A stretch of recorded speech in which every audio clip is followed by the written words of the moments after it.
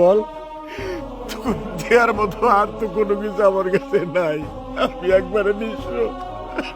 তুমি আমার সাথে থাকবে আর এখন থেকে বাবা ভাইয়ের সাথে থাকবে, কারণ এক ভাইয়ের উপর দুজনের দায়িত্ব বেশ ঝামেলা হয়ে যাবে। কি বলেন ভাইয়া?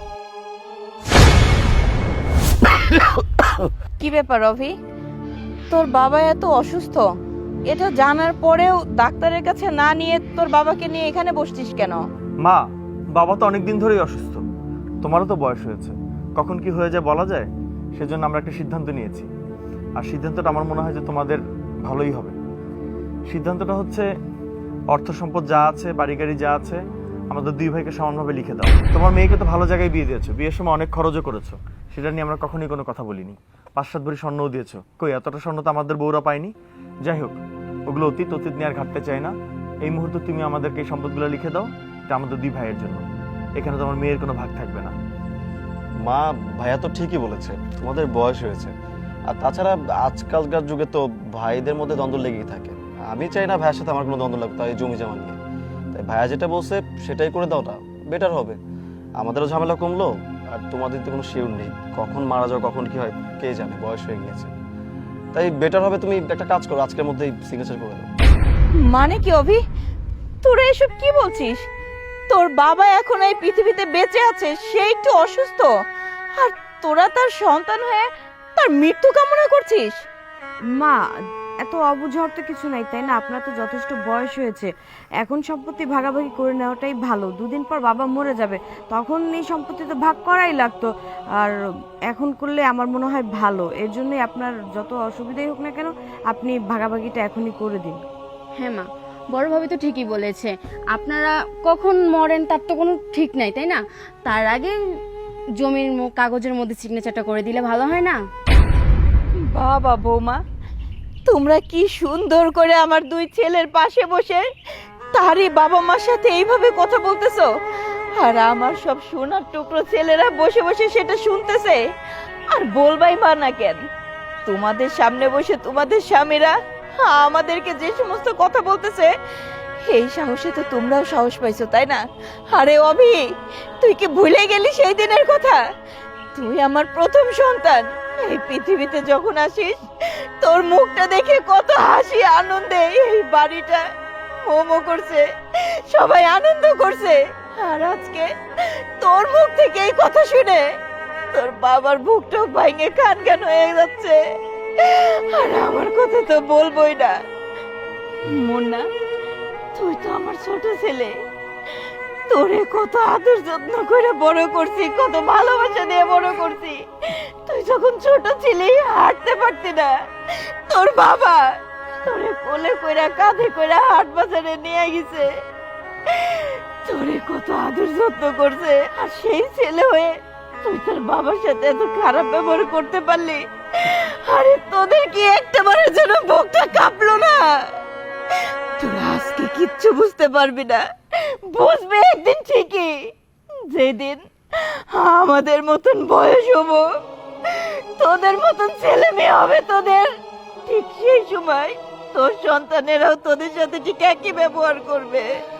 আবির মা, মুন্নার মা, অভিশাপ দিও না করে, ওরা যা চায় আমি তাই করে দেবো। দে বাবা, কাগজ দে। মা, অতীত নিয়ে এখন এত কথা বলার কোনো কারণ দেখছি না। আমরা তো দুই ভাই তোমার পেটেরই সন্তান, তাই না? আমরা তো তোমাদের ফেলে দিচ্ছি না। সম্পদগুলো এখন এই মুহূর্তে আমাদের দরকার। আমরা শহরের দিকে কিছু একটা করতে চাই, ব্যবসা বাণিজ্য করতে চাই, সেজন্য আমাদের নাম হলে খুব ভালো হয়। আর কখন কি হয়ে যায় বলা খুব মুশকিল। আর তোমার মেয়ে যে পরবর্তীতে এসে বড় করে দাবি করবে না, সেটাই বাকি গ্যারান্টি আছে। তোমরা থাকতে থাকতেই যা করার করে যাও, এটাই আমার কাছে মনে হয় সব থেকে বেস্ট আইডিয়া। তুমি এসব কি করতেছো? অবির বাবা এই কাজ করো না তুমি।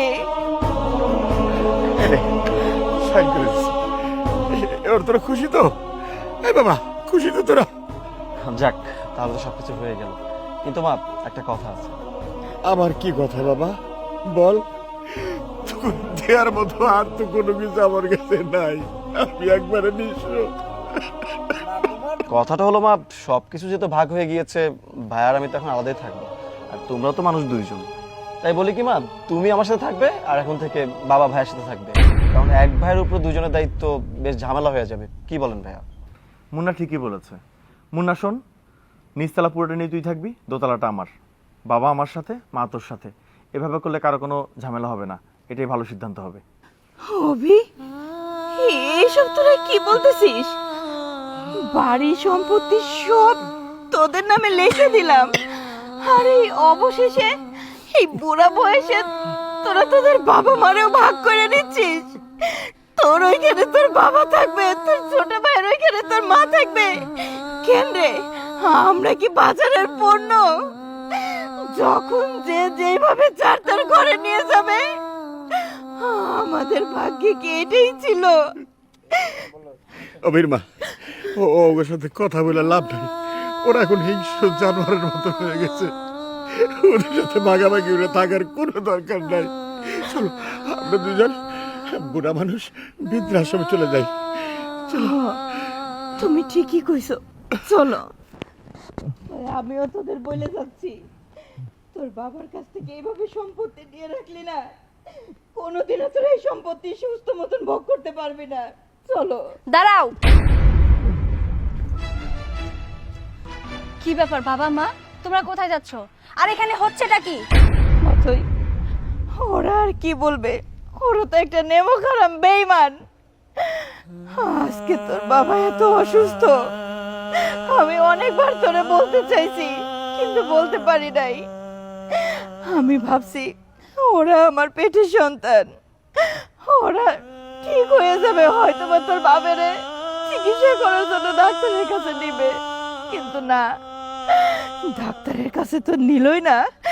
আজকে তোর বাপেরে দিয়ে সব সম্পত্তি, বাড়ি ঘর, জায়গা জমি যা ছিল সব লিখে দিয়ে আমাদের দুইজনে ভাগ করে দুইটা সংসারে ফেলাইছে।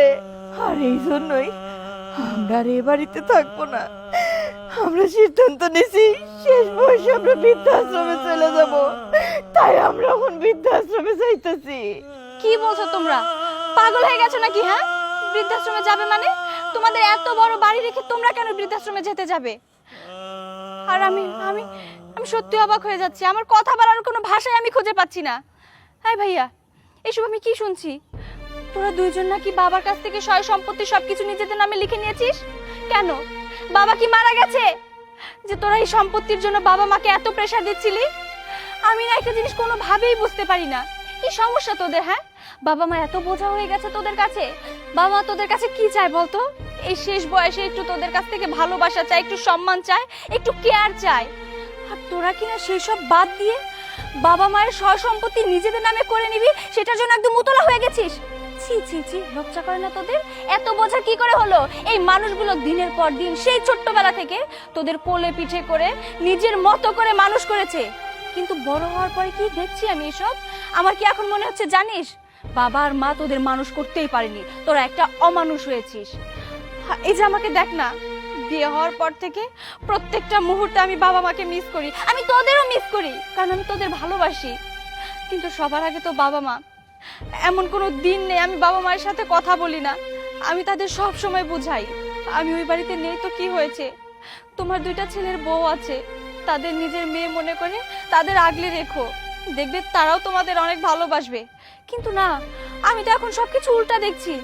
এই জন্যই বোধহয় মানুষ বলে যে পর কখনো আপন হয় না, পর পরই থাকে। কিন্তু পরের দোষ দিয়ে আমি কি করব?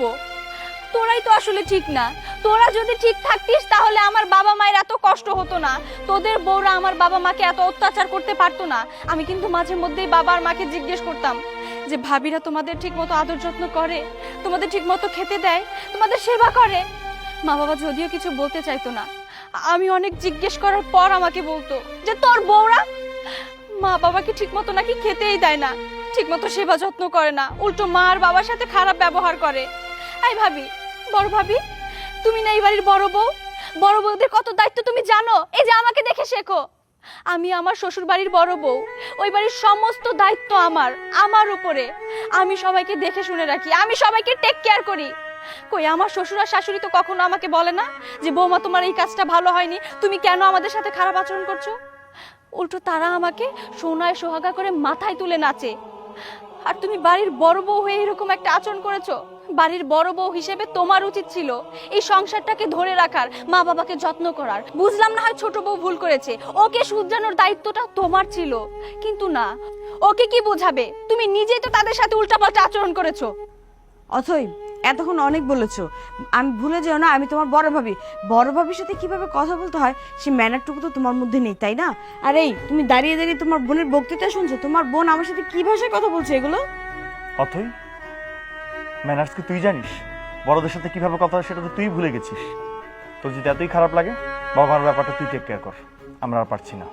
না, আমি কিচ্ছু ভুলে যাইনি। আমার বাবা মা আমাকে যথেষ্ট পরিমাণ শিক্ষা দিয়েছে, সেই শিক্ষায় আমি বড় হয়েছি। ম্যানার তো তোদের মধ্যে নেই, যদি থাকতো তাহলে এই বয়সে এসে আমার মা বাবাকে বৃদ্ধাশ্রমে যেতে হতো না, তাদের কাছ থেকে এভাবে সয় সম্পত্তি লিখে নিতে পারতিস না। আমার মা আর বাবা ভালো বলে অনায়াসে তোদের সয় সম্পত্তি লিখে দিয়েছে, যদি অন্য সকল মা বাবা থাকতো না কখনোই তোদের নামে লিখে দিত না। তোরা একটা জিনিস চিন্তা কর না, বাবা আর মা কিন্তু একটা বারের জন্য আমার কথা চিন্তা করেনি, তোদের সুখের কথা চিন্তা করে তোরা বলা মাত্র বাবা তোদের নামে সবকিছু লিখে দিয়েছে। কারণ বাবা চায় তোরা যেন তোদের বউ নিয়ে সুখে থাকিস, ভালো থাকিস। আর তোরা কিনা সেই বাবা মাকে এইভাবে কষ্ট দিলি, লজ্জা করছে না তোদের? দেখ অথই, তোর যদি বাবা মার প্রতি এতটাই দরদ থাকে তাহলে একটা কাজ কর না, তুই বাবা মাকে নিয়ে যাস না, আমরা তো খেয়াল রাখতে পারবো না। আমি ভাইয়া কেউই বাবা মার খেয়াল রাখতে পারবো না। তোরা তো দরদ লাগে, তুই তোর বাসায় নিয়ে রাখ যা। হ্যাঁ, নিয়ে যাব, আমার বাবা আর মাকে আমার কাছে নিয়ে যাব। আমার স্বামী না তোদের মতো এতটা অমানুষ না যে 2 দিন আমার মাকে পালবে আর তারপরে বোঝা মনে করে বাড়ি থেকে ছুঁড়ে ফেলে দেবে। আমার স্বামী যথেষ্ট পরিমাণ ভালো এবং আমার স্বামী আমার মা বাবাকে সম্মান করে। আমি আমার মা বাবাকে এখান থেকে নিয়ে যাব। যাওয়ার আগে তোদের একটা কথা বলে যাই, আজকের পর থেকে আমি মনে করব যে এই পৃথিবীতে আমার ভাই বলতে কেউ নেই। আমার বাবা মা মনে করবে তাদের 2 সন্তান বলে কেউ নেই, তাদের 2 সন্তান মৃত, মানে আমার বাবা মা পুরো নিঃস্ব। নিঃস্ব বললে ভুল হবে, তাদের একটা মেয়ে আছে। আর আমার বাবা মারা যাওয়ার আগ পর্যন্ত আমার কাছে থাকবে, কারণ বাবা মা হচ্ছে বট গাছের ছায়ার মতো, যেটা তোরা হারিয়ে ফেললি। আজকের পর থেকে আর কখনো বাবা মায়ের ভাগটা তোরা পাবি না, কোনোদিন তোরা দুজন বাবা মাকে বাবা মা বলে ডাকার সুযোগটা পর্যন্ত পাবি না। বাবা মা, তোমরা আমার সাথে চলো। তোমার এই মেয়ে বেঁচে আছে না, এই মেয়ে কখনো তোমাদের কষ্ট দিবে না, আমি মাথায় তুলে তোমাদের রাখবো। আমি তোমাদের অনেক ভালোবাসি, এদের কাছে থাকার কোনো প্রয়োজন নেই। চলো চলো।